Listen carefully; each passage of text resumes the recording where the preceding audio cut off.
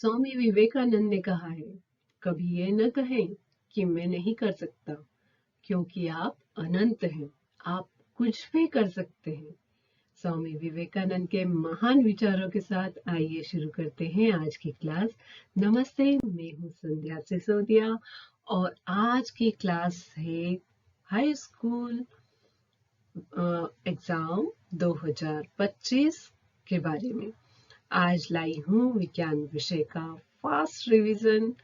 हम कोशिश करेंगे ज्यादा से ज्यादा चीजों को आज के वीडियो में आपको देने की, जिससे आपका कम से कम समय में ज्यादा से ज्यादा रिवीजन हो सके। बहुत सारे महत्वपूर्ण प्रश्नों पर चर्चा करेंगे। तो आइए शुरुआत करते हैं आज की क्लास की। कोशिश करिएगा इस वीडियो को देखकर अपने क्वेश्चन लगाने की, जो कि पहले 2019 से 2024 के बीच में हाई स्कूल परीक्षा में जो प्रश्न पूछे गए हैं, उन क्वेश्चंस को सॉल्व करने की कोशिश कीजिएगा इस वीडियो को देखने के बाद। अगर क्वेश्चन बन रहे हैं तो बहुत अच्छी बात है, अगर नहीं बन रहे हैं तो क्वेश्चन को मार्क कर लीजिए, कॉपी खोलिए, दोबारा लर्न करिए, फिर से अटेम्प्ट कीजिए। और ये वीडियो आपके रिवीजन के लिए, फास्ट रिवीजन के लिए, लेकिन तब जब आपके पास समय कम है। पहले एक बार कॉपी से पढ़ना जरूरी है। आप सोशल साइंस का पेपर दे के आएंगे, थके होंगे, उस दिन पढ़ने की इच्छा नहीं है, तो पहले वीडियो देख लीजिए। दोपहर में वीडियो देखा, शाम को क्वेश्चन लगा लीजिए, क्वेश्चन लगा के मार्क कर लीजिए कौन सा नहीं आ रहा है। नेक्स्ट डे उस क्वेश्चन को सबसे पहले लर्न कर लीजिए और फिर दोबारा से क्वेश्चन लगाइए। जब आप सारे प्रीवियस ईयर क्वेश्चंस लगा लेंगे और ये वीडियो देख लेंगे तो कुछ भी बचेगा नहीं। तो मेरा प्रयास है कि इस वीडियो में आपको अधिकतम मैं दे सकूं, ज्यादा से ज्यादा पार्ट का रिवीजन करवा सकूं। फिर भी अगर कुछ बच जाता है तो हम फिर प्रयास करेंगे नेक्स्ट वीडियो में। तो आइए शुरुआत करते हैं पार्ट 1 से। और पार्ट 1 का नाम है रासायनिक अभिक्रिया। इस पार्ट में बहुत सारी अभिक्रियाएं हैं। सबसे पहला ही क्वेश्चन पूछा जाता है कि रासायनिक अभिक्रिया की पहचान आप कैसे करेंगे। ये रिवीजन क्लास है और फास्ट रिवीजन क्लास है, तो आपको मेरी स्पीड को मैच करना पड़ेगा। ध्यान से सुनिए। रासायनिक अभिक्रिया की पहचान कैसे करेंगे? रंग परिवर्तन, गंध में परिवर्तन, ताप में परिवर्तन और अवक्षेप का निर्माण, इनमें से अगर कुछ भी होता है तो हम कहते हैं कि रासायनिक अभिक्रिया हुई। रासायनिक अभिक्रिया के प्रकार: संयोजन अभिक्रिया, वियोजन अभिक्रिया, विस्थापन अभिक्रिया, द्विविस्थापन अभिक्रिया, जिसे अवक्षेपण अभिक्रिया भी कहते हैं। पांचवी है रेडॉक्स अभिक्रिया, ऊष्माक्षेपी अभिक्रिया और ऊष्माशोषी अभिक्रिया। ऐसी अभिक्रिया जिसमें दो अभिकारक आपस में क्रिया करके जोड़ के एक नया उत्पाद बना दे, संयोजन। इसी की विपरीत अगर एकल अभिकारक टूट के दो या ज्यादा उत्पाद बना दे तो अभिक्रिया वियोजन अभिक्रिया कहलाती है। एक अधिक क्रियाशील धातु कम क्रियाशील धातु को उसके यौगिक से विस्थापित कर दे, जैसे एल्यूमिनियम ने आयरन को विस्थापित किया, तो अभिक्रिया कहलाएगी विस्थापन अभिक्रिया।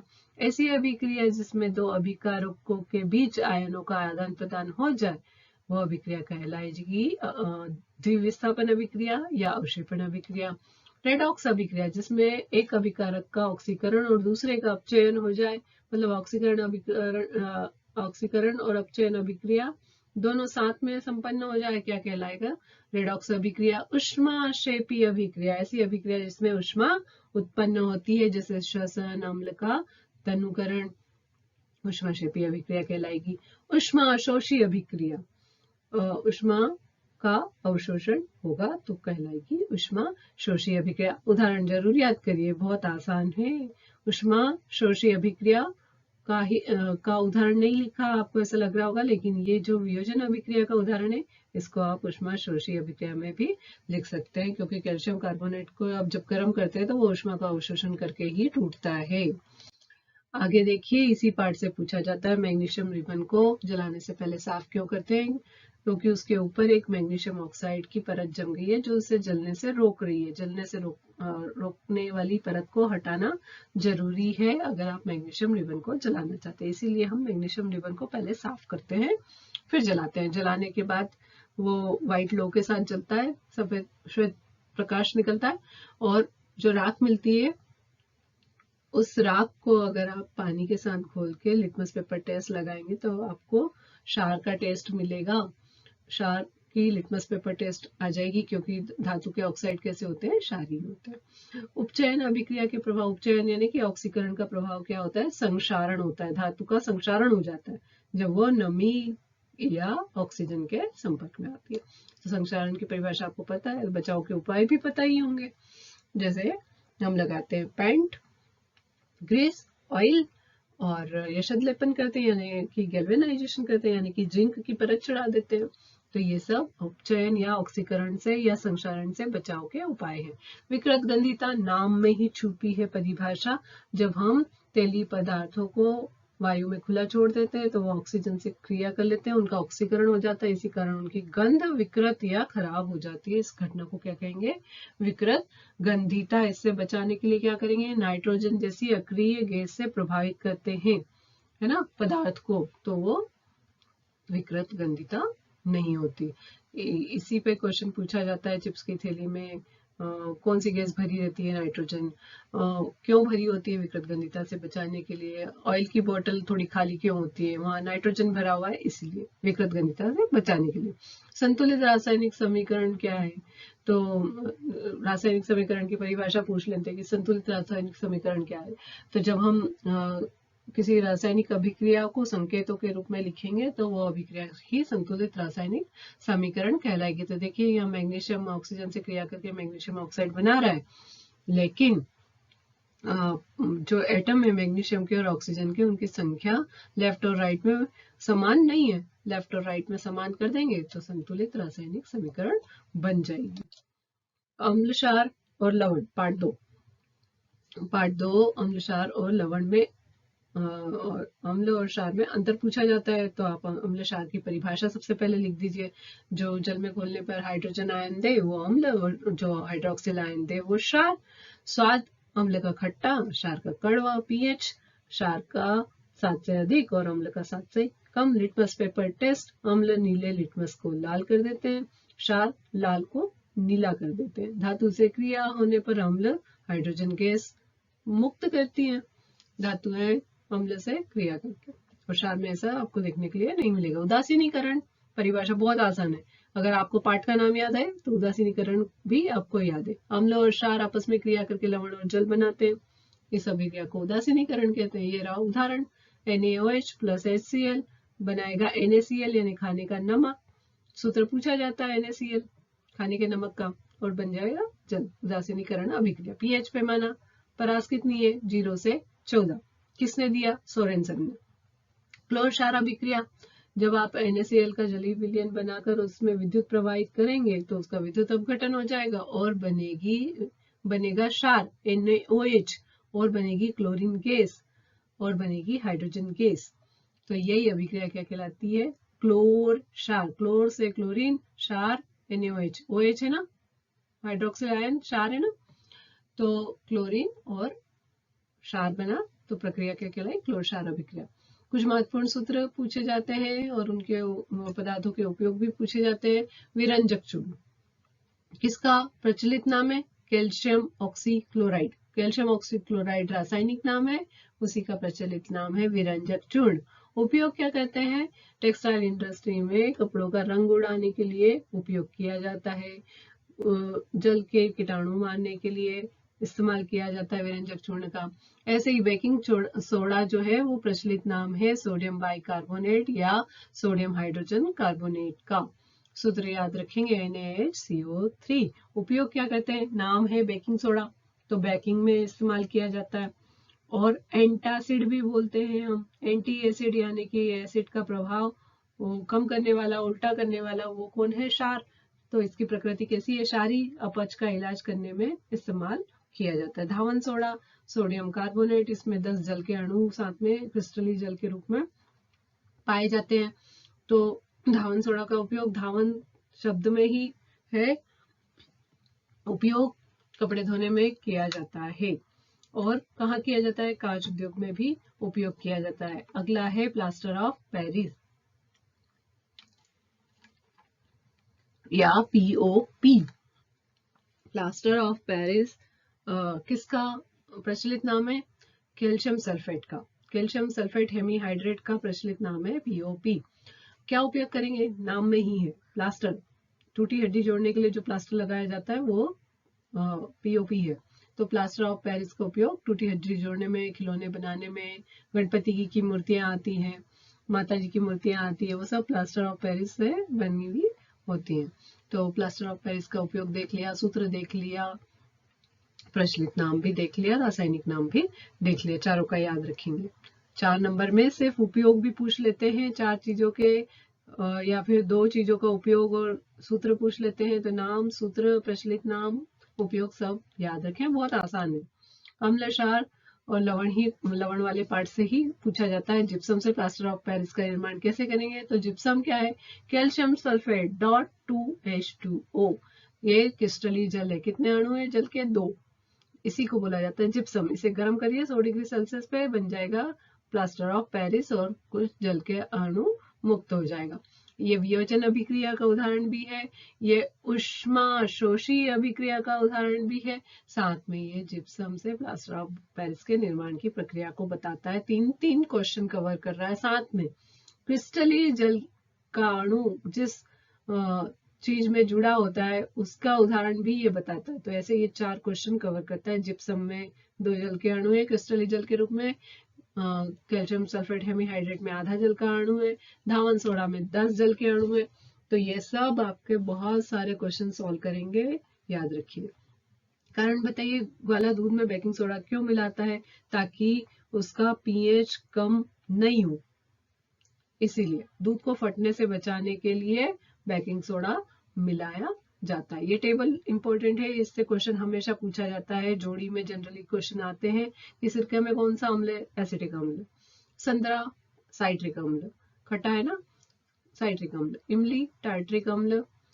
टमाटर ऑक्जेलिक अम्ल पाया जाता है टमाटर में। दही में लैक्टिक अम्ल पाया जाता है। इसी लैक्टिक अम्ल को के प्रभाव को रोकने के लिए ग्वाले दूध में बेकिंग सोडा मिला जाता है, क्योंकि उसका वो क्षार है, अम्ल और क्षार मिलकर लवण और जल बना लेते हैं और दूध फटने से बच जाता है। नींबू साइट्रिक अम्ल। चींटी का डंक मैथेनोइक अम्ल। नेटल प्लांट मैथेनोइक अम्ल पाया जाता है। आगे देखते हैं, जैव प्रक्रम वाला पार्ट है आपका। पहली चीज पूछी जाती है, पोषण कितने प्रकार के होते हैं या पोषण की परिभाषा क्या है? तो पोषण मतलब शरीर को भोजन प्रदान करना, पोषक पदार्थ उपलब्ध कराना ही पोषण है। पोषण 2 प्रकार का है, स्वपोषी और विषमपोषी पोषण। स्वपोषी पोषण कौन करते हैं?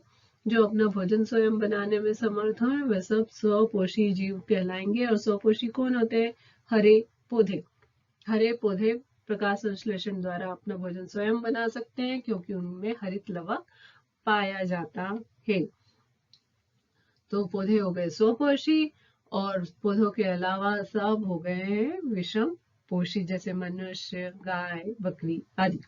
तो स्वपोषी पोषण में प्रकाश संश्लेषण प्रक्रिया हो रही है। प्रकाश संश्लेषण अभिक्रिया का कच्चा अभिकारक क्या है? कच्चा सामग्री क्या है? मतलब क्या चाहिए प्रकाश संश्लेषण करने के लिए? तो पहला चाहिए कार्बन डाइऑक्साइड और फिर चाहिए जल। कहाँ से मिलेगा? पूछा जाता है कच्चे पदार्थ कहाँ से मिलते हैं प्रकाश संश्लेषण के लिए? तो कार्बन डाइऑक्साइड मिलती है वायु से और जल मिलता है भूमि से। और सूर्य प्रकाश की उपस्थिति में कार्बन डाइऑक्साइड और जल क्रिया करके कार्बोहाइड्रेट और ऑक्सीजन बनाते हैं। ये प्रक्रिया क्या कहलाती है? प्रकाश संश्लेषण। ये परिभाषा भी पूछी जाती है। ये पूरी रासायनिक संतुलित रासायनिक समीकरण भी पूछी जाती है। बहुत आसान है, कार्बन डाइऑक्साइड का सूत्र आपको पता है। ये एक संयोजन अभिक्रिया है, तो संयोजन अभिक्रिया में भी आप इसको लिख सकते हैं। अगर आपने इसको याद कर लिया तो कार्बन डाइऑक्साइड, जल H2O, और सूर्य प्रकाश में क्रिया की, कार्बोहाइड्रेट बना और ऑक्सीजन बना, ऑक्सीजन O2, ये भी आपको आता है। और अगर ग्लूकोज का याद करने में दिक्कत आ रही है तो लिखिए CHO6 12 6 CHO 6 12 6। बहुत आसान सूत्र है इसका। विषम पोषी पोषण किसे कहेंगे? जब जीव अपना भोजन स्वयं नहीं बना सकते और भोजन के लिए दूसरे पर निर्भर करते हैं, तो इस प्रकार का पोषण क्या कहलाएगा? विषम पोषी पोषण। जैसे हमारे अंदर होता है विषम पोषी पोषण। फिर एक पूछी जाती है जैव प्रक्रम की परिभाषा क्या है? जैव प्रक्रम की क्या परिभाषा है? वे सारे प्रक्रम जो सम्मिलित रूप से अनुरक्षण का कार्य करें, जैव प्रक्रम कहलाते हैं। जैसे पाचन, श्वसन, उत्सर्जन, जनन, ये सब क्या है? जैव प्रक्रम है। पाचन कहाँ से शुरू होता है? मनुष्य में मुख गुहा से। मुख गुहा में क्या होता है? लाला ग्रंथि है, वो लाला रस बनाती है जिसमें अमाइलेज एंजाइम है और वो कार्बोहाइड्रेट का पाचन करता है। अमाशय में किस चीज का पाचन होगा? पेप्सिन एंजाइम द्वारा प्रोटीन का पाचन होगा। अमाशय में कौन सा अम्ल बनेगा? हाइड्रोक्लोरिक अम्ल बनेगा। क्या करेगा? जीवाणुओं को नष्ट करेगा, साथ में भोजन के पाचन के लिए अम्लीय माध्यम उपलब्ध करवाएगा। यकृत में क्या होगा? पित्तरस बनेगा और अग्नाशय में क्या होगा? इंसुलिन हार्मोन का निर्माण होगा, जिसकी कमी से मधुमेह रोग हो जाता है। अगर इंसुलिन हार्मोन कम बने तो मधुमेह रोग हो जाता है। छोटी आंत में विलाई द्वारा पचे हुए भोजन का क्या होता है? अवशोषण। विलाई यानी दीर्घ रोग क्या करते हैं? भोजन का अवशोषण करते हैं, उसके लिए सतह प्रदान करते हैं। जल का अवशोषण कहाँ होगा? छोटी आंत में। तो ये पाचन तंत्र के मुख्य ऑब्जेक्टिव हैं। रंध्र क्या होते हैं? पौधों की में पत्तियों की जो निचली सतह में छोटे छोटे छिद्र मिलेंगे उन्हें कहेंगे रंध्र। क्या कार्य करते हैं? कार्बन डाइऑक्साइड को ग्रहण करते हैं प्रकाश संश्लेषण के लिए और प्रकाश संश्लेषण में बनी हुई ऑक्सीजन को मुक्त भी करते हैं। रंध्र से क्या होगा? जलवाष्प के रूप में जल बाहर निकल जाएगा पौधे से। रंध्र को खोलने और बंद करने में मुख्य भूमिका किसकी है? ये द्वार कोशिका येलो कलर की, इनकी मुख्य भूमिका है इनको खोलने और बंद करने के लिए। तो ये रंध्र का चित्र पूछा जाता है, खुला रंध्र और बंद रंध्र। फर्क क्या है खुले और बंद रंध्र में? केवल ये रंध्र छिद्र जो ग्रीन कलर का दिख रहा है वो चौड़ा है खुले रंध्र में, और बंद रंध्र में वो छोटा सा पतला सा बंद सा दिखाई देगा। विषम पोषी पोषण का एक उदाहरण है अमीबा। अमीबा अपना भोजन कैसे ग्रहण करता है? तो ये कुटपाद वर्ड इंपॉर्टेंट है। कुटपाद वर्ड क्या है? इंपॉर्टेंट। किसकी मदद से ग्रहण करता है भोजन? कुटपाद की मदद से ग्रहण करता है अमीबा अपना भोजन, है ना। तो ये चित्र बहुत इंपॉर्टेंट है। ये जो चित्र बना हुआ है आपका अमीबा में पोषण किस प्रकार हो रहा है, ये चित्र इंपॉर्टेंट है, पूछा जाता है। ये कुटपाद है। ये जो फिंगर लाइक चीजें दिख रही है आपको, इसी से पकड़ के, जैसे आप रोटी पकड़ते हो कैसे पकड़ते हो, ऐसे इन्होंने पकड़ के अंदर कर लिया है भोजन को, यहाँ अंदर भोजन का पाचन हो जाएगा। तो कुटपाद की मदद से भोजन को ग्रहण करता है अमीबा और विषम पोषी पोषण इसमें देखा जाता है। आगे है मनुष्य का पाचन तंत्र। तो मनुष्य के पाचन तंत्र में का शुरुआत कहाँ से होती है? मुख गुहा। कहाँ है मुख गुहा? मुंह के अंदर वाली गुहा क्या कहलाती है? मुख गुहा। क्या होता है यहाँ पे? लाला ग्रंथि है, लाला रस बनाएगी, अमाइलेज एंजाइम होगा, कार्बोहाइड्रेट का पाचन यहाँ पे करेगा। तो भोजन का पाचन कहाँ से शुरू हो जाता है? मुख गुहा से। अमाइलेज एंजाइम की उपस्थिति में कार्बोहाइड्रेट का पाचन। और साथ में लाल ग्रंथि का एक और काम है, लाला रस बना है तो मतलब वो क्या करेगा? लाला रस भोजन को नम बनाएगा ताकि वो आसानी से आप निगल सको। लेकिन अगर पूछा कि लाला ग्रंथि से बनने वाले लाला रस की भोजन के पाचन में क्या भूमिका है, तो पाचन में भूमिका ये है कि उसमें अमाइलेज एंजाइम पाया जाता है। जब अमाइलेज एंजाइम पाया जाएगा तभी कार्बोहाइड्रेट का पाचन होगा, और जब पाचन होगा तभी आपका पाचन में भूमिका लार की मानी जाएगी। आपने सिर्फ लिख दिया कि भोजन को नम और लचकदार या सॉफ्ट बनाता है, तो उससे काम नहीं चलेगा, आपको अमाइलेज एंजाइम का जिक्र करना पड़ेगा। आगे भोजन ग्रसिका में आ जाता है। क्या इंपॉर्टेंट है? इंपॉर्टेंट ये है कि ग्रसिका में किसी भी चीज का पाचन नहीं होता, भोजन के किसी भी भाग का पाचन नहीं होता। तो क्वेश्चन पूछा जाता है कि पाचन तंत्र का कौन सा हिस्सा है जहाँ पाचन नहीं होता, तो ग्रसिका में पाचन नहीं होता है। अमाशय, ये रहा आपका अमाशय। ये अमाशय में क्या होता है? यहाँ पे HCl बनता है, हाइड्रोक्लोरिक अम्ल, है ना। क्या काम करेगा? रोगाणुओं को नष्ट करेगा, साथ में भोजन के पाचन के लिए अम्लीय माध्यम बनाएगा, है ना। तो अम्लीय माध्यम में कौन सा प्रोटीन एक्टिव हो जाएगा, पेप्सिन, और क्या करेगा, प्रोटीन का पाचन करेगा, कहाँ, अमाशय में, पेप्सिन प्रोटीन। ठीक है, अगला है लीवर, यकृत, ये बड़ी सी रचना क्या कहलाती है, सबसे बड़ी ग्रंथि है हमारे शरीर की यकृत। क्या काम करती है, पित्त रस का उत्पादन करती है। पित्त रस का भंडारण कौन करेगा, पित्ताशय, ये छोटी सी रचना पित्ताशय क्या करेगी, पित्त रस का भंडारण करेगी। चित्र भी आना चाहिए, चित्र के जो अंगों के नाम है वो नाम भी आना चाहिए, और उससे जुड़े हुए काम भी आने चाहिए। ये छोटी सी पत्ती जैसी रचना क्या कहलाती है, अग्नाशय। क्या कार्य है, इंसुलिन हार्मोन का उत्पादन करना।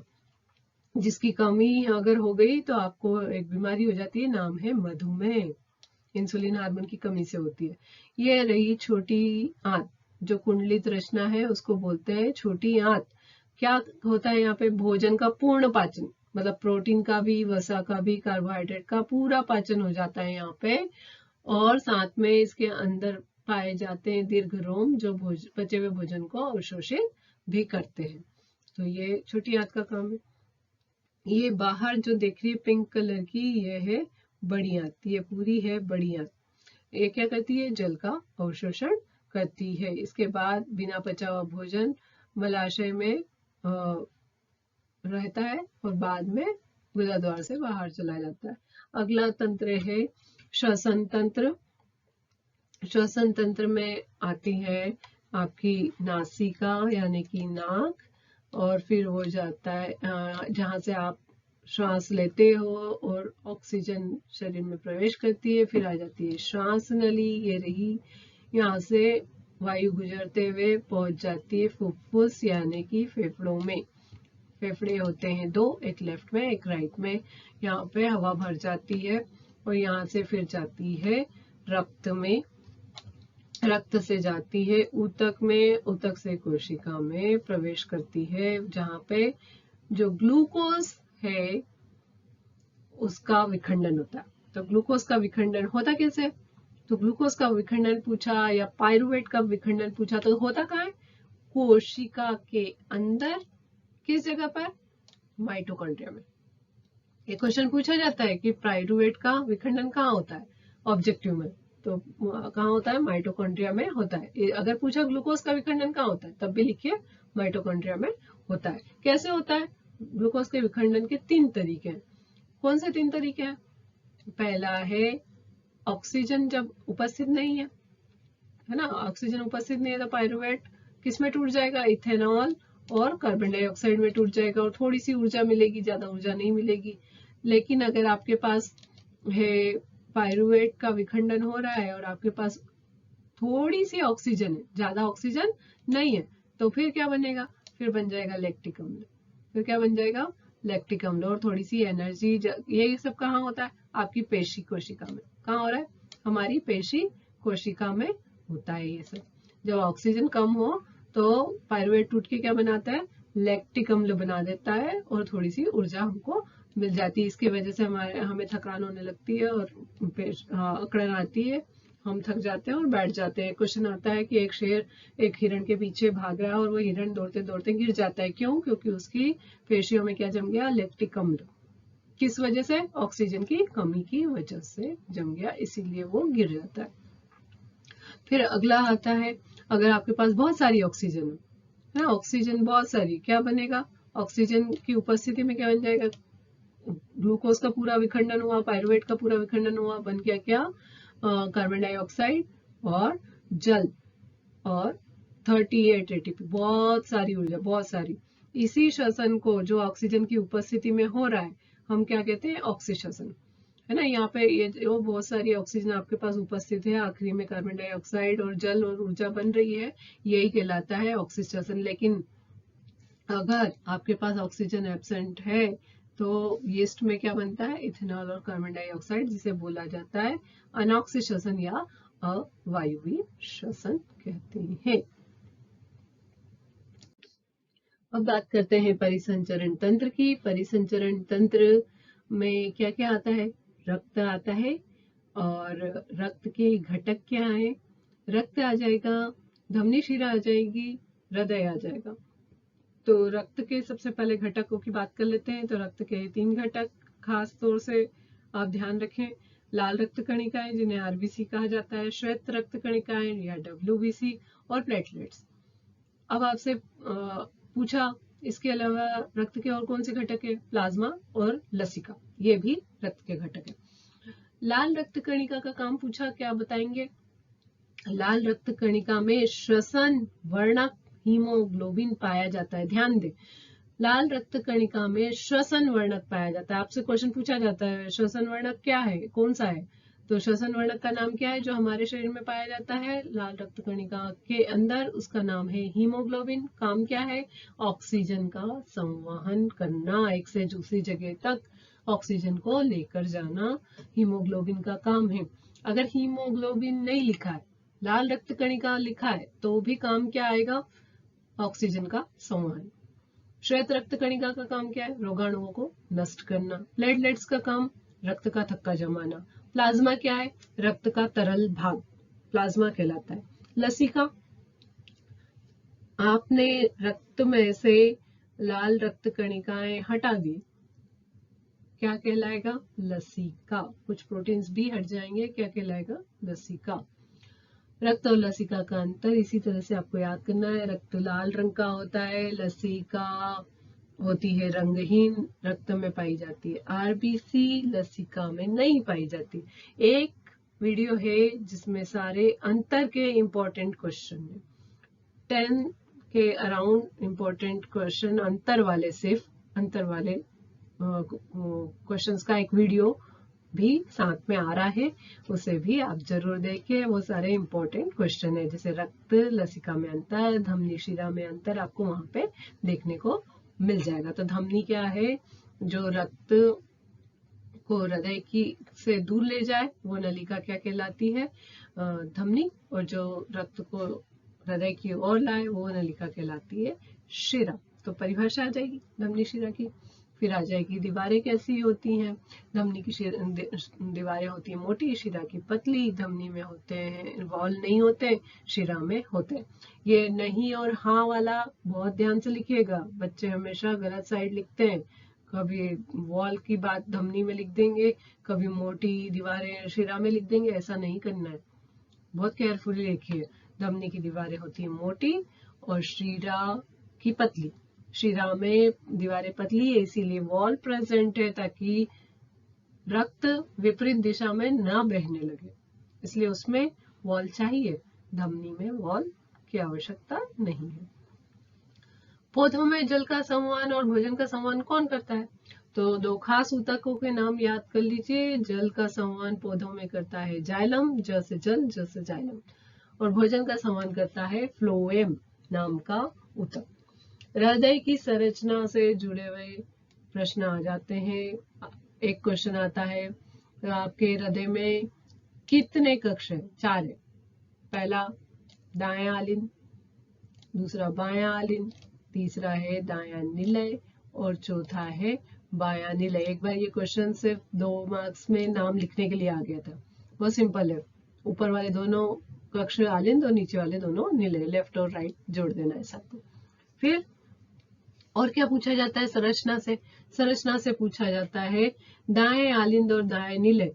दायां आलिंद और जो दायां निलय है उसके बीच में जो कपाट मिलेगा, मतलब यहाँ, उसका नाम क्या है? त्रिवल्नी कपाट। ऐसे ही बाएं आलिंद और बाएं निलय के बीच में जो कपाट मिलेगा उसका नाम क्या है? द्विवल्नी कपाट या मिट्रल वॉल। क्या करते हैं वॉल बैक फ्लो को रोकते हैं ब्लड के, मतलब आलिंद से जब निलय में ब्लड भर रहा है तो निलय से कहीं वापस आलिंद में ना चला जाए, उसको रोकने के लिए है वॉल। अब संरचना में एक चीज और आती है, चित्र पूछा जा सकता है। हृदय की संरचना बनाइए, तो चित्र बनाने के आसान तरीके वाला वीडियो आपको मिल जाएगा। जितने भी इम्पोर्टेंट चित्र हैं कक्षा 10वीं विज्ञान विषय के वो सभी बनाने के आसान तरीके मैंने बताए हैं। उसका डिस्क्रिप्शन आपको मिल जाएगा, लिंक मिल जाएगा डिस्क्रिप्शन बॉक्स में या आई बटन पर मैं आपके साथ शेयर कर दूंगी। आप जरूर देखिए, आपको आसान तरीके से आप 2 मिनट्स में कोई भी चित्र बना लेंगे। अगर आपने 1 या 2 बार बस तरीका देखा और फॉलो किया तो आप 2 मिनट्स में 3 मिनट्स में सारे डायग्राम बनाकर, नाम लिखकर, लेबल करके रेडी हो जाएंगे। तो चित्र बनाना भी आना चाहिए, नाम भी पता होने चाहिए, क्योंकि कभी कभी चित्र बना हुआ होता है, सिर्फ नाम पूछते हैं, है ना। और नाम के साथ साथ काम भी कुछ चीजों के पता होना चाहिए। और इस वाले डायग्राम में इंपॉर्टेंट है ब्लड किधर जा रहा है उसका एरो।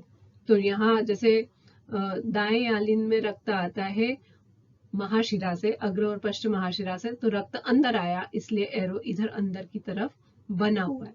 तो आलिंद में भर गया, दाएं आलिंद में रक्त अग्र और पश्चिम महाशिरा से आके, फिर ये वॉल है त्रिवलनिक कपाट, और निलय में रक्त भर गया, फिर निलय से रक्त गया, ये देखिए जा रहा है, एरो दिख रहे हैं आपको, फुफ्फुस धमनी में। कहाँ जाएगा? फुफ्फुस धमनी में, जो इससे रक्त को कहाँ ले जाएगी? फुफ्फुस में, यानी कि फेफड़ों में लेकर जाएगी। क्यों? क्योंकि इस तरफ शिरा से आया है रक्त और इसमें ऑक्सीजन है कम। इस ऑक्सीजन की पूर्ति के लिए ये जाती है फेफड़ों में, जहाँ बहुत सारी ऑक्सीजन उपलब्ध है। वहां से ऑक्सीजन लेगा ये रक्त और वापस आएगा किसकी मदद से? फुफ्फुस शिरा की मदद से। तो फुफ्फुस शिराएं रक्त को लाकर बाएं आलिंद में भर देती हैं। तो इसलिए देखिए शिरा से अंदर आ रहा है रक्त, तो एरो अंदर की तरफ बना हुआ है। तो बाएं आलिंद से फिर बाएं निलय में भरेगा, बाएं निलय से फिर महाधमनी में रक्त चला जाता है और वहां से पूरे शरीर के सभी अंगों को बांट दिया जाता है। तो एरो देखिए, ब्लड अंदर यहाँ से जा रहा है, अंदर जा रहा है, फिर यहाँ से फेफड़ों की तरफ चला गया, और यहाँ से ब्लड अंदर आ रहा है, आ रहा है, आ रहा है, और यहाँ से महाधमनी के द्वारा शरीर के विभिन्न अंगों को पहुंचा दिया जाता है। तो चित्र इंपॉर्टेंट है, चित्र के एरो इंपॉर्टेंट है, नाम इंपॉर्टेंट है, वॉल का नाम भी पता होना चाहिए, कक्ष का नाम भी पता होना चाहिए, संख्या भी पता होनी चाहिए। आगे चलते हैं उत्सर्जन तंत्र। उत्सर्जन तंत्र में ये चित्र, दोनों ही चित्र इंपॉर्टेंट है। ये उत्सर्जन तंत्र का चित्र है। ये उत्सर्जन तंत्र की संरचनात्मक इकाई क्या है? नेफ्रॉन या वृक्काणु, ये उसका चित्र है। मतलब कि वृक्क के अंदर क्या मिलता है? ये मिलता है वृक्काणु या नेफ्रॉन, उसका चित्र है। तो क्वेश्चन पूछा जाता है मानव का उत्सर्जी तंत्र जो है वो के उत्सर्जी पदार्थ क्या है? तो कार्बन डाइऑक्साइड और यूरिया मुख्य उत्सर्जी पदार्थ है मनुष्य के। अगर किसी की किडनी खराब हो गई, वृक्क खराब हो गया, तो रक्त को से यूरिया को छान के अलग करने का काम आर्टिफिशियली, कृत्रिम रूप से शरीर के बाहर किया जाता है, और उस प्रोसेस का नाम क्या है? डायलिसिस। तो ध्यान दें, डायलिसिस क्या है? रक्त को छानने की जो प्रक्रिया है, रक्त को छानने की जो प्रक्रिया है, जो कृत्रिम रूप से की जाती है, उसी का नाम क्या है? उसी का नाम है डायलिसिस। ठीक है, तो ये चित्र ध्यान देंगे, इसमें वृक्क है, एक धमनी है, एक शिरा है, और ये मूत्रवाहिनी, मूत्राशय और मूत्रमार्ग, ये नाम। और ये चित्र बहुत सिंपल है। और इसकी जो संरचनात्मक इकाई होती है, वृक्क की संरचनात्मक इकाई क्या है पूछा तो नाम है नेफ्रॉन, या इसी को बोला जाता है वृक्काणु। उसका चित्र है ये। चित्र को एक बार जरूर देख लें बनाकर। अगला है पाठ नियंत्रण और समन्वय का। नियंत्रण और समन्वय पाठ में अनैच्छिक क्रियाएं आती है, प्रतिवर्ती क्रिया आती है। तो प्रतिवर्ती क्रिया क्या है? ऐसी क्रियाएं जो अचानक हो जाती हैं, और रक्षात्मक क्रियाएं वो क्या कहलाएंगी? वो सब क्या कहलाएंगी? प्रतिवर्ती क्रिया कहलाती है। और ये प्रतिवर्ती क्रिया का प्रतिवर्ती चाप का चित्र है। ये चित्र पूछा गया है पहले भी। अनैच्छिक क्रिया का नियंत्रण कौन करता है? तो अनैच्छिक क्रिया का नियंत्रण करता है मेरु रज्जु, है ना। सॉरी, अनैच्छिक क्रिया का नियंत्रण करती है पश्चिम मस्तिष्क में उपस्थित मेडुला। कौन करेगा? अनैच्छिक क्रिया का नियंत्रण करेगी मेडुला, और प्रतिवर्ती क्रिया का नियंत्रण करेगा मेरु रज्जु, है ना। यहाँ नियंत्रण में आ जाएगा मेडुला।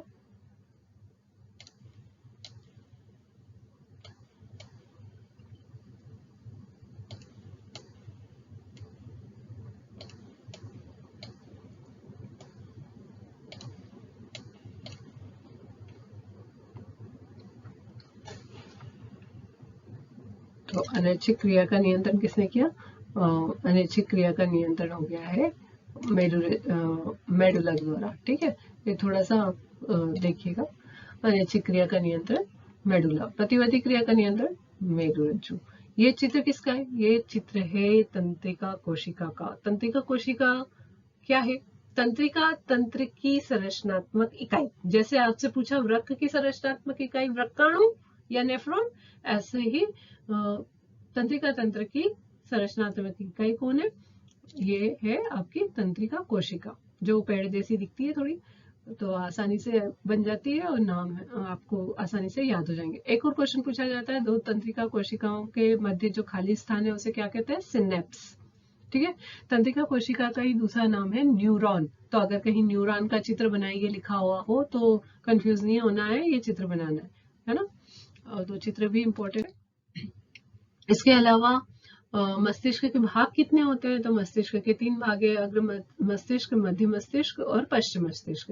अग्र मस्तिष्क का काम क्या है? अग्र मस्तिष्क संवेदनाओं को ग्रहण करता है संवेदी अंगों से, जैसे नाक कान से जो आती है, आंख नाक कान इनके जो संवेदना आई उनको पढ़ना। तो अग्र मस्तिष्क का काम क्या हुआ? संवेदना ग्रहण करना, सोचना, समझना, निर्णय लेना, ये अग्र मस्तिष्क के काम है। पश्चिम मस्तिष्क का काम क्या है? पश्चिम मस्तिष्क में पाया जाता है मेडुला, जो कि क्या करता है? अनैच्छिक क्रिया का नियंत्रण। पश्चिम मस्तिष्क में एक और भाग है अनुमस्तिष्क, जो क्या करता है? संतुलन का काम, जैसे सीधी रेखा में चलना, साइकिल चलाना, पेंसिल उठाना, ये सब पश्चिम मस्तिष्क के अनुमस्तिष्क के नियंत्रण में होते हैं। अब पादप हार्मोन, जैसे हमारे शरीर में नियंत्रण चल रहा है तंत्रिका कोशिका और हार्मोन के द्वारा, ऐसे ही प्लांट में चल रहा है प्लांट हार्मोन के द्वारा नियंत्रण, क्योंकि उनमें तंत्रिका तंत्र नहीं है तो क्रियाओं का नियंत्रण कौन कर रहे हैं? हार्मोन कर रहे हैं। तो ऑक्सिन हार्मोन, ऑक्सिन क्या है? प्लांट हार्मोन है। पादप हार्मोन जोड़ी में पूछा जाता है। ऑक्सिन क्या है? Plant hormone. क्या करेगा? कोशिका की लंबाई को बढ़ाता है। जिब्रेलिन पौधे के तने की लंबाई को बढ़ाता है। साइटोकाइनिन कोशिका का विभाजन करवाता है। एब्सिसिक अम्ल वृद्धि को रोक देता है। एथिलीन फलों को पकाने में मदद करता है। ऐसे ही अगर जंतु हार्मोन पूछे तो एक टेबल बना हुआ है आपके एनसीईआरटी में, उसको जरूर देखें। जंतु हार्मोन है ना, जंतु हार्मोन में अभी हमने बात करी थी थोड़ी देर पहले, खास है वो जंतुओं के हार्मोन भी, है ना। इंसुलिन की बात की थी मैंने। इंसुलिन क्या करता है? पाचन तंत्र में आया था नाम इंसुलिन, है ना। जंतु हार्मोन पढ़ेंगे आप यहाँ पे, जंतु हार्मोन पढ़िएगा। हार्मोन क्या करेंगे? जंतु हार्मोन में नाम आ जाएगा इंसुलिन। इंसुलिन करता है ग्लूकोज का अवशोषण करवाता है, और अगर ये नहीं हो तो बीमारी हो जाती है मधुमेह। ऐसे ही पीयूष ग्रंथि से एक हार्मोन निकलता है, नाम है वृद्धि हार्मोन। अगर वृद्धि हार्मोन आपके शरीर में पर्याप्त मात्रा में है तो आपकी हाइट सही रहती है, अगर कम मात्रा में है तो आपकी हाइट कम रह जाती है, बोनापन आ जाता है। ठीक है, ऐसे ही एक हार्मोन है थायरोक्सिन, जो आपके गले में थायराइड ग्रंथि है वो थायरोक्सिन हार्मोन बनाती है, लेकिन उसको बनाने के लिए चाहिए आयोडीन। आयोडीन तत्व अगर नहीं है आपके खाने में, जो कि नमक में मिला के आजकल दिया जाता है, तो अगर आयोडीन नहीं है तो हो जाता है थायरोक्सिन की कमी से घेंघा रोग। घेंघा यानी कि ग्वाइटर, जिसमें कि गला फूल जाता है। तो ये जंतु हार्मोन इंपॉर्टेंट है, इनसे जुड़ी हुई बीमारियां भी इंपॉर्टेंट है। तो इस तरह से आपको वो टेबल जरूर पढ़नी है। और प्रकाशानुवर्तन, प्रकाशानुवर्तन क्या है? प्रकाशानुवर्तन या गुरुत्वानुवर्तन, तो प्रकाश की दिशा में प्लांट की गति क्या कहलाती है? प्रकाशानुवर्तन। गुरुत्व यानी गुरुत्वाकर्षण के प्रभाव में गति, जैसे जड़ें गुरुत्वाकर्षण के प्रभाव में नीचे की तरफ गति करती है ना जमीन में, उसी को बोला जाता है गुरुत्वानुवर्तन। परावर्तन क्या है? जब प्रकाश किरण किसी चमकीली सतह से या टकराती हैं तो वो वापस उसी माध्यम में लौट जाती है, घटना कहलाती है परावर्तन। चांदी प्रकाश का सबसे अच्छा परावर्तक है। ये ऑब्जेक्टिव का क्वेश्चन आपके। इसका उपयोग कहाँ करेंगे? दर्पण बनाने में। दर्पण के पीछे जो पॉलिश किया जाता है वहां पे लगाया जाता है इसको। परावर्तन के नियम क्या है? चित्र भी इंपॉर्टेंट है, नियम भी इंपॉर्टेंट है, परिभाषा भी इंपॉर्टेंट है परावर्तन की। तो परावर्तन के नियम क्या है? आपतन कोण, जो आपतित किरण अभिलंब के साथ कोण बनाती है उसे कहा जाता है आपतन कोण। तो आपतन कोण सदैव परावर्तन कोण के बराबर होता है। आपतित किरण, आपतन बिंदु, ये जो आपतन बिंदु है इस पे अभिलंब और परावर्तित किरण सदैव एक ही तल में होते हैं। अपवर्तन क्या है? जब ये भी एक घटना है जो प्रकाश किरण के द्वारा दर्शाई जाती है। तो जब एक माध्यम से प्रकाश किरण दूसरे माध्यम में प्रवेश करती है तो अपने मार्ग से विचलित हो जाती है, इसी को बोलते हैं अपवर्तन। तो विचलित होती है तो कहाँ जाती है? ये प्रकाश किरण है, विरल माध्यम से सघन माध्यम में, है ना, वायु से कांच में प्रवेश किया तो किधर गई? अभिलंब से की ओर झुक गई। विरल से सघन में जाएगी तो अभिलंब की ओर झुक गई। जाना इधर था लेकिन इधर चली गई, ये अभिलंब है, अभिलंब की ओर झुक गई तो क्या हुआ? अपवर्तन। ऐसे ही सघन माध्यम से जा रही थी, जाना ऐसे था लेकिन चली गई ऐसे। सघन से विरल में प्रवेश किया तो अभिलंब था, ये अभिलंब से हो गई है दूर, इसी को कहा अपवर्तन। तो ये ऑब्जेक्टिव रिक्त स्थान में पूछा जाता है। जब प्रकाश किरण सघन माध्यम से विरल माध्यम में प्रवेश करेगी, सघन से विरल में, तो क्या करेगी? अभिलंब से दूर हट जाएगी। यदि विरल से सघन में गई, ये विरल से सघन में गई तो क्या करेगी? अभिलंब की ओर झुक जाएगी। इसी को बोलते हैं प्रकाश का अपवर्तन। ये लाइन इंपॉर्टेंट है, क्वेश्चन बनता है। एक क्वेश्चन और बनता है, प्रकाश के अपवर्तन का चित्र बनाइए। तो ये प्रकाश के अपवर्तन का चित्र, ये दोनों ही चित्र प्रकाश के अपवर्तन के। अगर कांच के आयताकार टुकड़े से होकर प्रकाश का अपवर्तन पूछे तो ये वाला चित्र बना दीजिए, ये वाला। यहाँ पे बस कांच का आयताकार टुकड़ा आपको निर्मित करना पड़ेगा, ऐसे करके इसे बना दीजिएगा। तो ये कांच के आयताकार टुकड़े से अपवर्तन हो गया। फिर यहाँ पे एक और बार अपवर्तन होगा तब चीज चेंज हो जाएगी, थोड़ा सा यहाँ पे चेंज आएगा, ऐसे करके हो जाएगा फिर निर्गत किरण। तो अगर आपसे इतना ही पूछा है तो बस यहाँ तक रखिए। चित्र किताब में है, एक बार प्रयास करिए बनाने का।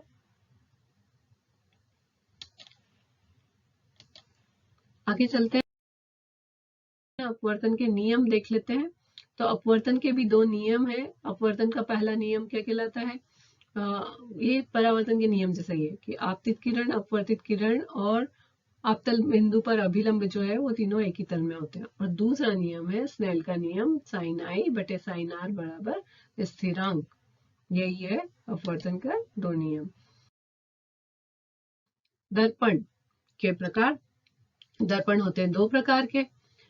एक होता है समतल दर्पण जिसका परावर्तक पृष्ठ समतल है, जो आपके घरों में है, जिसमें आप फेस देखते हैं, वही समतल दर्पण जिसकी फोकस दूरी अनंत होती है। और गोलीय दर्पण का परावर्तक पृष्ठ कैसा होता है? गोलीय होता है, वक्र होता है। जैसे ये वक्र है, ये वक्र है, समतल नहीं है, सीधा सपाट नहीं है, ऐसा नहीं है ना। ये कैसा है? गोलीय है, ऐसे और ऐसे। इनको बोले जाएंगे गोलीय दर्पण। अवतल दर्पण और उत्तल दर्पण, जिसका परावर्तक पृष्ठ अंदर की ओर होता है, वक्र है ना, धसा हुआ है, वो क्या कहलाएगा? अवतल दर्पण। और जिसका उठा हुआ है वो उत्तल दर्पण। अवतल दर्पण से बनने वाले प्रतिबिंब। कहाँ अवतल दर्पण के सामने आपने वस्तु को कहाँ रखा है और प्रतिबिंब कहाँ बना? ये अवतल दर्पण है और इसके सामने आपने वस्तु कहाँ रखी और उसका प्रतिबिंब आपको कहाँ बना, ये बताना है। और वो प्रतिबिंब कितना बड़ा बना, उसका आकार कैसा है, वो प्रकृति कैसी, आभासी है या वास्तविक है ना, सीधा है या उल्टा है, ये बताना है। तो ये आपके सामने अवतल दर्पण है।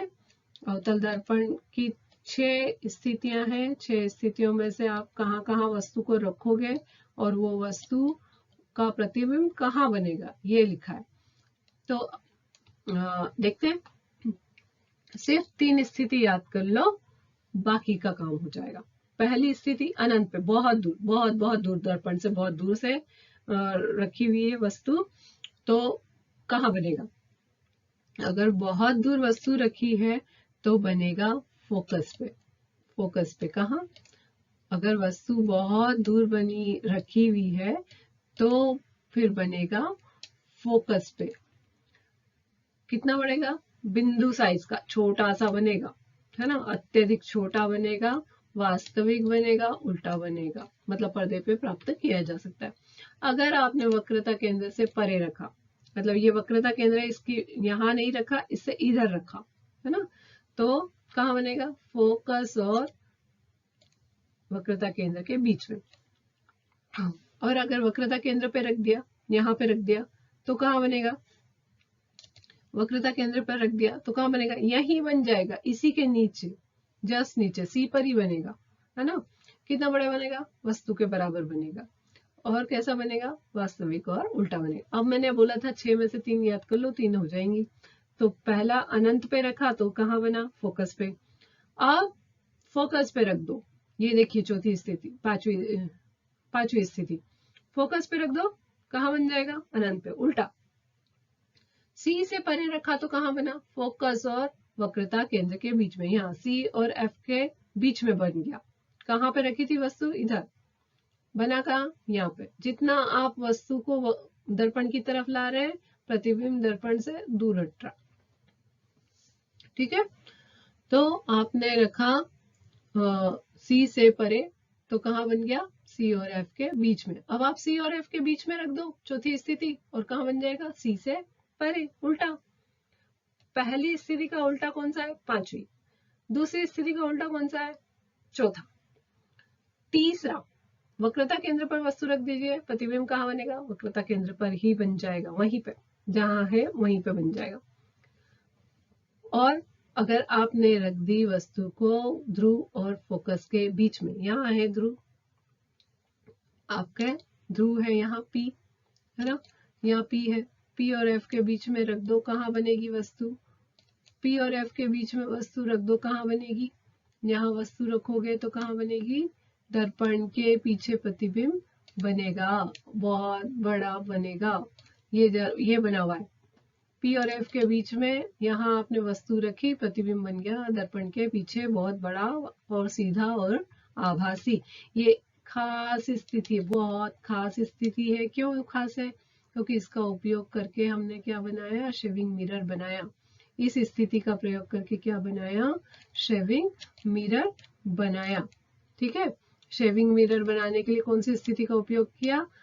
वस्तु को रखा अवतल दर्पण के सामने, ध्रुव और फोकस के बीच में, तो बहुत बड़ा आभासी सीधा प्रतिबिंब बना। कहाँ बना? दर्पण के पीछे बना। तो ये स्थिति बहुत खास है, इस पे क्वेश्चन बनता है। अगर आपको पूछा जाए कि बहुत बड़ा, अगर अवतल दर्पण से बहुत बड़ा प्रतिबिंब प्राप्त करना हो तो वस्तु को कहाँ रखना पड़ेगा? तो फोकस और ध्रुव के बीच में रखना पड़ेगा।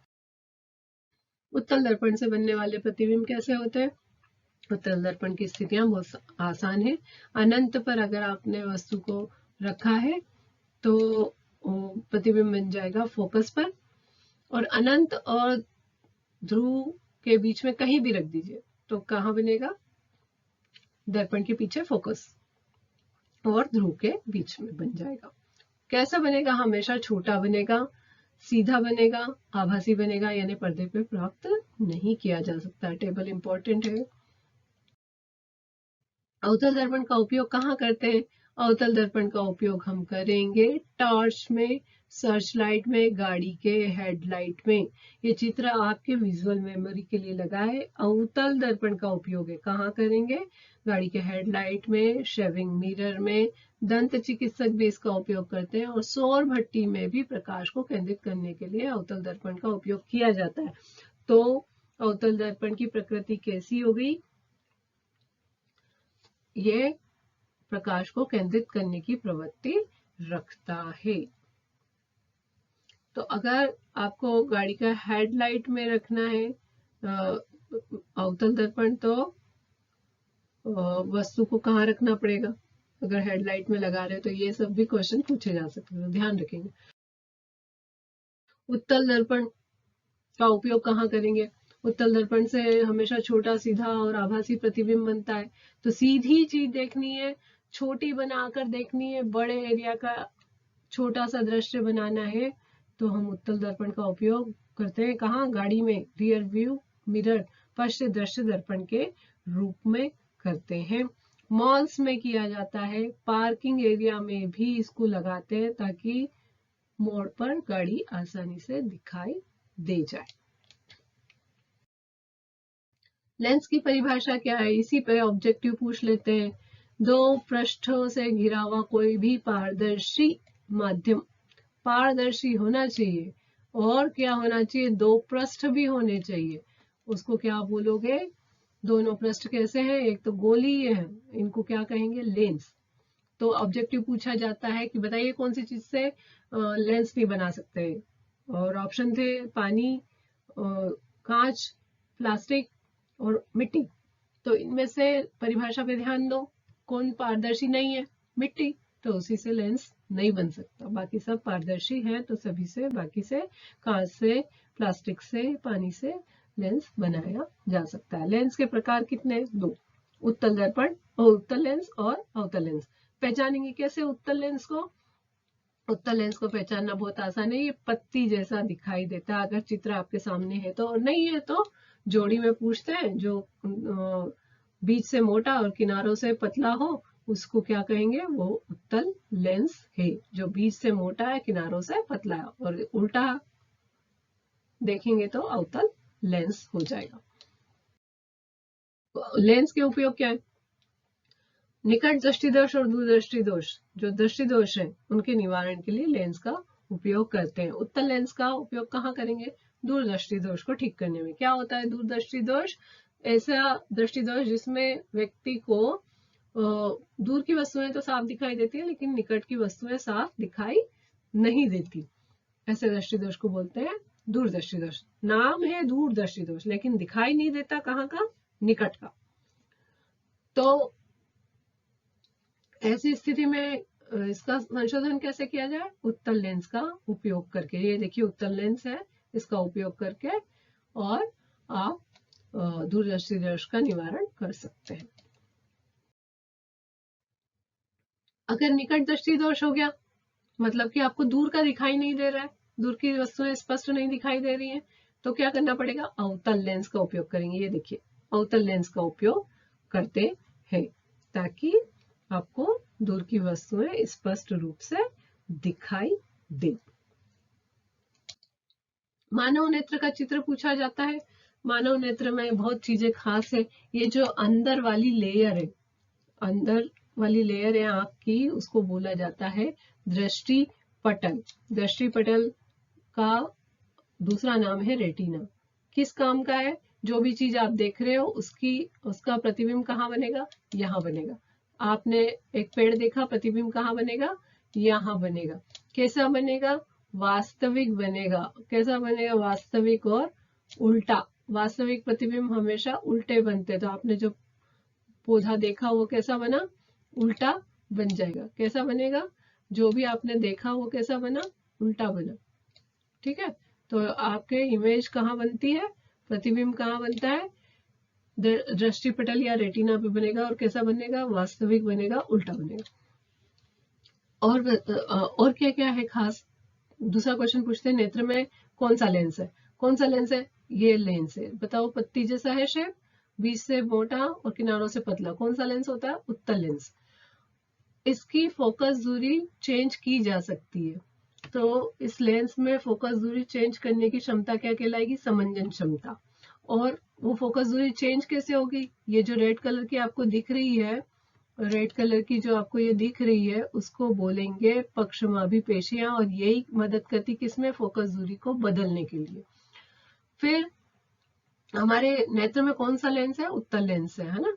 और बताइए कि जो प्रकाश नेत्र में प्रवेश करेगा उसकी मात्रा का नियंत्रण कौन करेगा, कितनी मात्रा अंदर जानी चाहिए प्रकाश की, ज्यादा या कम, उसका नियंत्रण करेगी परितारिका या आइरिस। कौन नियंत्रण करता है कि कितनी मात्रा प्रकाश के अंदर जाएगी, वो नियंत्रण करता है परितारिका। ये इससे जुड़े हुए ऑब्जेक्टिव है, इंपॉर्टेंट है, याद जरूर करिए कि नेत्र पे कहाँ इमेज बनेगी, दृष्टि पटल या रेटिना पे। प्रकाश की मात्रा का नियंत्रण कौन करेगा, परितारिका। फोकस दूरी को चेंज कौन करेगा, पक्षमाभि पेशियां। लेंस की प्रकृति कैसी है, उत्तल लेंस है ना। तो ये जो इमेज बन रही है वो कैसी है, वास्तविक और उल्टी और छोटी। मानव नेत्र और रंग बिरंगा संसार, इस अध्याय से कुछ प्रश्न है। तो इंद्रधनुष बनने का कारण क्या है? इंद्रधनुष बनने का कारण है प्रकाश का वर्ण विक्षेपण। क्या कारण है? प्रकाश का वर्ण विक्षेपण। कौन सा हो जाएगा सही? देखिए दो दो ऑप्शन है, ये हो जाएगा सही, वर्ण विक्षेपण। ऐसे ही और है, प्रिज्म के दो फलकों के बीच का कोण क्या कहलाता है? प्रिज्म कोण कहलाता है। समुद्र का जो जल है वो नीला दिखाई देता है। क्यों दिखाई देता है नीला? नीले रंग का कारण क्या है? तो प्रकाश का हो गया है क्या? प्रकाश का हो गया है प्रकीर्णन, है ना। इसी वजह से कैसा दिख रहा है? प्रकाश के प्रकीर्णन के कारण कैसा दिख रहा है? समुद्र या आकाश का रंग हमको दिखाई देता है नीला। ठीक है। और प्रकाश के वर्ण विक्षेपण से 7 रंगों का जो समूह मिलता है उसको क्या बोलोगे? स्पेक्ट्रम। क्या बोलोगे? स्पेक्ट्रम बोलोगे, है ना। तो स्पेक्ट्रम वो जो आप लिखते हो ना, बेजानी हपीनाला, है ना, वो बेजानी हपीनाला क्या है? 7 रंगों के नाम है ना। स्पेक्ट्रम में कौन से रंग मिलते हैं? तो बैंगनी, जामुनी, है ना, नीला, हरा, पीला, लाल, ये सब रंग मिलेंगे। तो वो 7 रंगों को क्या का समूह क्या कहलाता है? स्पेक्ट्रम। टिंडल प्रभाव, कौन से कण बताएंगे? कोलाइडी कण। कौन से कण उत्पन्न करते हैं? कोलाइडी कण उत्पन्न करते हैं। क्या होता है उसमें? प्रकाश का प्रकीर्णन होता है। ये देखिए नीचे चित्र बना हुआ है, जो वायु है, वायु क्या है? कोलाइड है, कोलाइडी विलियन है। दूध क्या है? कोलाइडी विलियन है। इधर देखिए आप, यहाँ पे दूध है, ये कोलाइडी विलियन है, यहाँ पे वायु है, कोलाइडी विलियन है। जब कोलाइडी विलियन से प्रकाश होकर गुजरता है तो कोलाइडी कण जो होता है, कोलाइडी विलियन के कण होते हैं, उस प्रकाश को फैला देते हैं, यानी कि उसका प्रकीर्णन कर देते हैं, तो आपको प्रकाश का रास्ता दिखाई देने लगता है। इसी को क्या बोलते हैं? टिंडल प्रभाव। मानव नेत्र में प्रतिबिंब कहाँ बनेगा? आपने पढ़ा अभी, कहाँ बनेगा? रेटिना पर बनेगा। निकट दृष्टि दोष का निवारण आपको पता है कौन सा लेंस करेगा? अभी बताया हमने। मानव नेत्र में कौन सा लेंस है? मानव नेत्र का लेंस आपको पता है, उत्तल लेंस होता है ना। अभिनेत्र लेंस की फोकस दूरी में परिवर्तन कर सकते हैं। कौन करेगा? पक्षमाभी पेशियां करेगी। पेशी चाहिए, पेशी सिकुड़ेगी, फैलेगी तो हो जाएगा फोकस दूरी में परिवर्तन। और फोकस दूरी में परिवर्तन करने की क्षमता क्या कहलाती है? समंजन क्षमता। स्पष्ट दृष्टि की न्यूनतम दूरी कितनी है? पता है आपको, 25 सेंटीमीटर होती है ना। स्पष्ट दृष्टि की न्यूनतम दूरी कितनी है? 25 सेंटीमीटर होती है ना। प्रिज्म द्वारा किस रंग का विचलन सबसे अधिक होगा? कौन सा सबसे अधिक विचलित होता है? ये कौन सा रंग है? आप बताओ मुझे कि ये रंग कौन सा है? यही रंग का विचलन सबसे ज्यादा होगा। ये रंग है बैंगनी रंग, इसका विचलन सबसे ज्यादा, और सबसे कम लाल रंग का। मानव नेत्र का कौन सा भाग जो है वो दान किया जाता है? कॉर्निया, है ना, सबसे बाहरी परत कॉर्निया। किस रोग में प्रकाश में कम प्रकाश में धुंधला दिखाई देता है? रतौंधी। कौन सा है रोग? रतौंधी, जो विटामिन ए की कमी से होता है रतौंधी, है ना। इसलिए गाजर खाना जरूरी है। क्यों? क्योंकि रतौंधी हो जाती है अगर आपके इसमें भोजन में विटामिन ए की कमी है, तो फिर कम प्रकाश में आपको धुंधला दिखाई देगा या नहीं दिखाई देगा। तो वही शाम को अंधेरा होने के बाद लोगों को दिखना एकदम कम हो जाता है, जिनको रतौंधी की परेशानी है। विटामिन ए मिलता है गाजर में, खूब खाइए, अभी आ रही है। इंद्रधनुष बनते समय कौन सी घटनाएं होती है? तो वर्ण विक्षेपण हम पढ़ चुके। रेटिना पर बनने वाले प्रतिबिंब की प्रकृति कैसी होती है? तो मैंने अभी आपको नेत्र के चित्र में उल्टा पेड़ बना के बताया था। तो नेत्र पर प्रतिबिंब जो बनेगा उल्टा बनेगा। उल्टा जो बनता है वो वास्तविक होता है प्रतिबिंब। दूरदृष्टि दोष युक्त नेत्र में प्रतिबिंब कहाँ बनेगा? ये है निकट दृष्टि दोष का चित्र। निकट दृष्टि दोष में युक्त नेत्र में कहाँ बन रहा है? ये सामान्य नेत्र है, दृष्टि पटल पे बनेगा प्रतिबिंब। ये निकट दृष्टि दोष युक्त नेत्र है। कहाँ बन रहा प्रतिबिंब? रेटिना से पहले ही फोकस हो गई है किरणें और वहीं पे प्रतिबिंब बन जाता है, लेकिन वहां पे पर्दा नहीं है, इसलिए वो चीज दिखाई नहीं देती। तो निकट दृष्टि दोष में तो बन गया है रेटिना से पहले प्रतिबिंब, इसीलिए निवारण कर रहे हैं किससे, अवतल लेंस से। लेकिन इसका उल्टा क्या होता है, दूरदर्शी दोष, उसमें कहाँ बनेगा प्रतिबिंब, रेटिना के पीछे, कहाँ पर। तो आज के लिए इतना ही। मेरा ख्याल है कि काफी सारे इम्पोर्टेंट प्रश्न आपने आज रिवाइज किए, और अगर आपको ये श्रृंखला पसंद आ रही है तो मुझे बताइए जरूर। मैं आपके लिए और भी ऐसी चीजें लाने की इच्छा रखती हूँ कि कुछ और ऐसे प्रश्न आगे आए जिससे आपको तैयारी में मदद मिले। अगर आप रोज नहीं देख पाए तो कम से कम हफ्ते में 2 से 3 बार अगर आपने ये रिवीजन कर लिया क्वेश्चंस का, एक छोटी कॉपी में टिक मार्क करके रख लीजिए अपनी भाषा में, आप आसानी से कर पाएंगे और जरूर जीतेंगे। मैं आपके साथ हूँ, मेरी शुभकामनाएं आपकी एग्जाम के लिए अभी से आपके साथ हैं। तो फिर मिलेंगे किसी और वीडियो में, तब तक के लिए नमस्कार, धन्यवाद।